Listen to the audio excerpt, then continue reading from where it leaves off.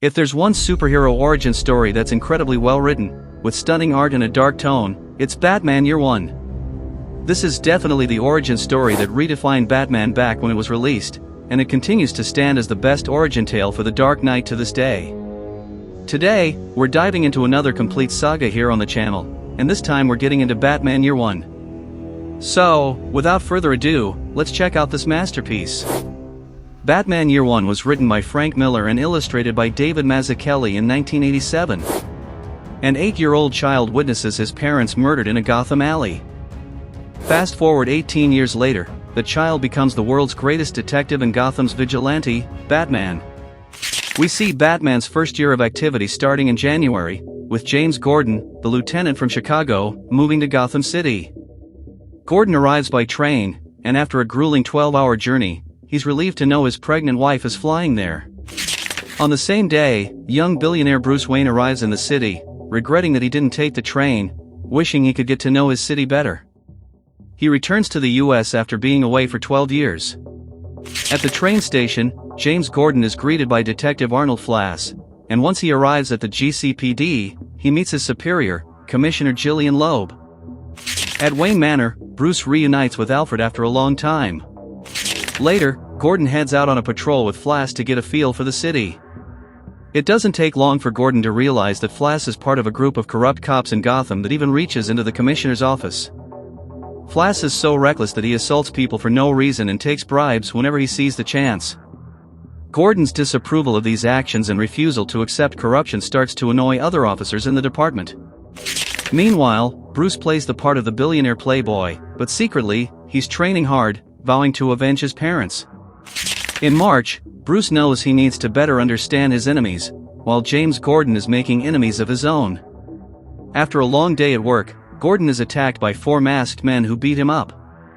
However, Gordon, being perceptive, recognizes one of their laughs. It's Detective Flass. That same night, Bruce dons a disguise with regular clothes and fake scars on his face to walk the streets searching for criminals. Wandering through a poor neighborhood, he witnesses a pimp mistreating a teenager named Holly, and Bruce can't just stand by. He confronts the guy, who attacks him, but thanks to his 12 years of training in martial arts outside Gotham, he's ready to fight back. Still, he's not prepared to instill fear in others. While he's battling the pimp, Holly stabs him, and a crowd starts gathering around him. To make matters worse, a skilled woman charges at Bruce, none other than Selina Kyle. Eventually, the police arrive, shoot Bruce in the shoulder, and take him in. But since Bruce can't be caught, he manages to free himself from the handcuffs, knocks out the officers, and the squad car flips over, allowing our new vigilante to escape, despite being injured. He returns to Wayne Manor feeling like he failed his mission in his parents' memory, losing hope and thinking it might be better to just give up. But then he remembers the night his parents were killed and doesn't want anyone else to suffer that. To continue as a vigilante, Bruce needs a symbol, something that'll make criminals tremble with fear, the same fear he felt that fateful night in the alley. Suddenly, a bat crashes through the window of his office. He recalls being terrified of bats as a child. The bat lands on his father's bust, as if delivering a message, and Bruce decides then and there to become a bat. Meanwhile, James Gordon, hurt, drives to a bar where Flass's friends are hanging out. When Flass stumbles out of the bar drunk, Gordon confronts him, even giving him a baseball bat as an advantage, but Flass can't handle Gordon alone. Gordon beats him up and humiliates him, leaving him stripped down in the snow, knowing Flass wouldn't dare tell anyone what happened. In April, Gordon has settled into the city and department.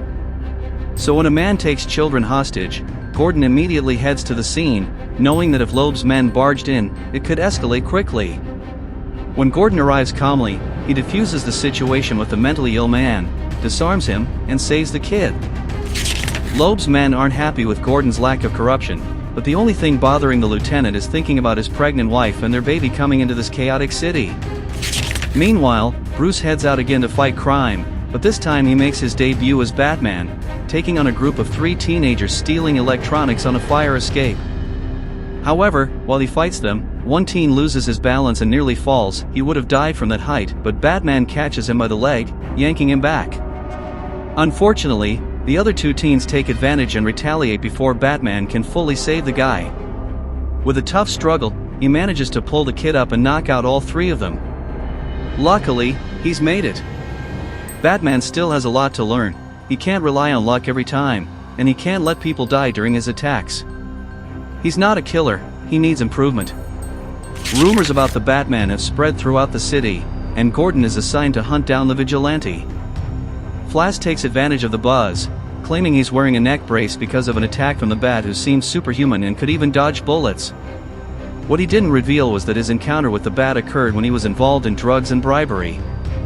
That night, the mayor throws a fancy dinner party for the city's rich and influential, including Commissioner Loeb and mobster Carmine Falcone. At the dinner, a gas grenade is thrown, the lights go out, and Batman shows up, saying they've feasted on Gotham's wealth and spirit, but now the banquet's over.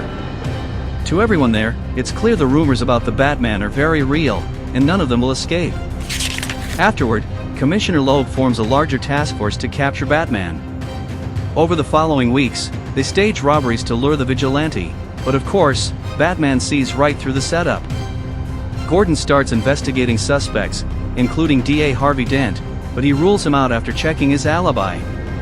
However, Harvey's been secretly aiding Batman in fighting crime. When Gordon leaves Harvey's office with his partner Sarah Essen, they almost crash into an out-of-control truck, which is headed toward a person on the street. Gordon tries to help by jumping into the runaway vehicle but can't steer it away from the person, but Batman swoops in and saves them just in time. When the accident is averted, Detective Essen has Batman in her sights, but even injured and exhausted, he disarms her and escapes down an alley.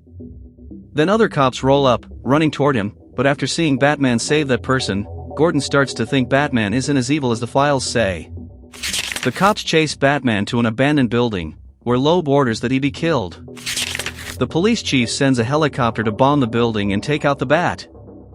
The explosion is heard from far away, even reaching Selina Kyle's apartment, where she's living with her cats and young Holly.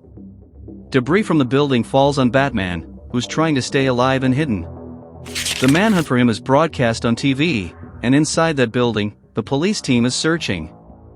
As people gather around, with a helicopter carrying Commissioner Loeb approaching, Batman stays hidden. He activates a device that helps him escape. Batman recovers but gets caught by the police group. However, he has a plan to lure them to a corner of the building and destroy a pillar to trap them under the falling ceiling. As Batman fights off the pursuing officers, his escape plan unfolds. A swarm of bats from the Bat Cave beneath Wayne Manor, attracted by a supersonic device, arrives at the building. Hundreds of bats obscure vision for the people nearby and even the helicopter. Batman uses this cover to mask his escape and borrows one of the officers' motorcycles to get out while the Bat attack forces everyone to get rabies shots. Later, Gordon and Sarah try to deduce who the masked vigilante is, guessing which wealthy individual could afford all those devices. They suspect Bruce Wayne, but he has an alibi. His butler Alfred confirms Bruce was skiing in Switzerland during the recent incident. James, Gordon and Sarah have spent a lot of time working together on this case, and they grow closer through their shared interests. One day, after working late and having dinner together, they kiss, but Gordon's got a pregnant wife waiting for him at home. Meanwhile, Selina Kyle decides it's time to leave her neighborhood and brings Holly with her. Inspired by what happened with Batman, Selina buys a cat costume and becomes the Catwoman we know. Even knowing it's wrong, James Gordon continues his affair with Sarah. Then in September that year, he gives her a gift that should have been for his pregnant wife. This makes Sarah feel bad and decide to end things, asking for a transfer to the NYPD. A few days later, a drug dealer is released from prison. Gordon does everything he can to prevent it, but there's nothing he can do. The one person who can stop it is Batman, and he's already on the case. The crimes committed by this dealer link Detective Flass to organized crime. After a personal visit from Batman, the dealer turns over all the information he has about Flass, leading to an investigation into the detective. This information goes straight to Lieutenant Gordon, not Commissioner Loeb, who is not happy about it. To express his displeasure, Loeb shows Gordon a surveillance photo capturing him and Sarah kissing and threatens to expose the affair if Gordon continues pressing charges against Flass. A few days later, Gordon visits Wayne Manor, bringing his wife Barbara along. He questions Bruce about where he was on certain days, but the billionaire has alibis for all of them. After leaving, though, Gordon suspects that Bruce is hiding something. As for his own secret, Gordon can't keep it in anymore and tells Barbara about his affair. In October, Jim Gordon continues his actions against Detective Flass, and now that his secret is out, there's nothing they can use against him. On October 12th, his wife gives birth to their first child, James Gordon Jr. In November, Selina Kyle has pulled off several small thefts from people, including Commissioner Loeb. The commissioner blames Batman for these, which annoys Selina as she wants the credit for her work. So she decides to go for something bigger, targeting mobster Carmine Falcone's mansion. Meanwhile, Batman heads there as well but arrives late since Catwoman has already shown up. Carmine Falcone claims the woman in costume is working with Batman, which only angers her more. Before Falcone's men can go after the cat, Batman attacks the group and quickly leaves. To mark her territory and show she's not with Batman, Catwoman scratches Carmine Falcone's face. But the next day, even in the hospital, Falcone is still giving orders, one of which is a hit on James Gordon. The commissioner calls Gordon in the middle of the night, saying he needs him to interview a witness on a petty case immediately. But that's just an excuse to get him out of the house because without him, it's easier to kidnap Barbara and their newborn baby.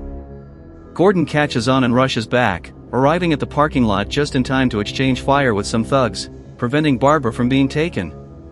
But his son is already inside a car speeding away. Among the criminals, Bruce is already undercover, investigating Carmine Falcone's men. Gordon grabs his motorcycle and chases after his child, while Bruce, without his Batman suit, hops on a bike to follow close behind. Not far down the road, Gordon catches up to a car that crashes into a bridge on the way out of Gotham. Gordon immediately goes after Johnny Vitti, the man who kidnapped his baby. During the fight, both fall off the bridge, holding little James Gordon Jr. If the baby falls from that height, he will die from the impact, but Bruce Wayne catches up and jumps off the bridge just in time to grab the child. Johnny Vitti is knocked unconscious, and Gordon thanks the man who, even without a mask, he knows is Batman. The only issue is, Gordon lost his glasses in the scuffle and can't see his face. In December, Detective Flass testifies against Harvey Dent, revealing all the corruption involving Commissioner Loeb, who announces a possible resignation soon. With all the attention on the case, Gordon is promoted to captain. Meanwhile, with Sarah leaving for New York, he and his wife Barbara try to save their marriage. But now he's worried because a madman has tried to poison Gotham's water supply, calling himself the Joker. Now Gordon has a partner in the fight against these kinds of criminals, a hero and friend named Batman. And that's how the story ends. What a sensational story! It's incredible that even today, no one has managed to surpass this tale when talking about Batman's origin. DC has tried to retell Batman's origin many times, like in the New 52's Zero-Year Saga, but time and again, Year One ends up being the foundation for most writers when crafting their runs on Batman. Tom King, for example, drew a lot of influence from Year One in his run. This story is crucial not just for establishing Batman's first year in Gotham, but it's also extremely important regarding the first year of Detective Jim Gordon in the city. The comic only mentions that he came from Chicago, but it doesn't explain why he left. That gets addressed in later stories. But it's really fascinating to see Gordon's role in this story, as he shares the spotlight alongside Batman.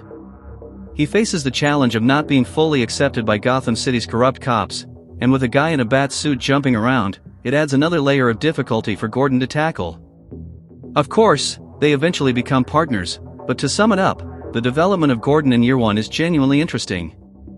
He's a character with multiple layers. While he has to apprehend Batman and work with corrupt officers, he's also dealing with issues in his relationships, making him a complex character in his day-to-day life. On the flip side, this is where we see Bruce leaning more into the theatrics to become Batman, needing to impose fear on criminals. Year One is always the best recommended story for anyone wanting to get into Batman comics. Now, I want to hear your thoughts. Do you enjoy Batman Year One? For you, is Year One the definitive origin of Batman? Drop your comments below, I'm keeping an eye on them. And don't forget to give this video a thumbs up, subscribe to the channel, and hit the notification bell because this is the best place to stay informed about everything happening in the world of Batman and DC. Plus, consider supporting our work through the thanks button near the subscribe button. This way, you help us bring you even more videos than usual, always with higher quality. Thank you so much for all the support you give us. I'll leave a video recommendation about Batman for you fans of The Dark Knight. And to stay updated on everything happening with Batman, click on the playlist next to this one. Thank you for your presence in this video, and I'll see you next time.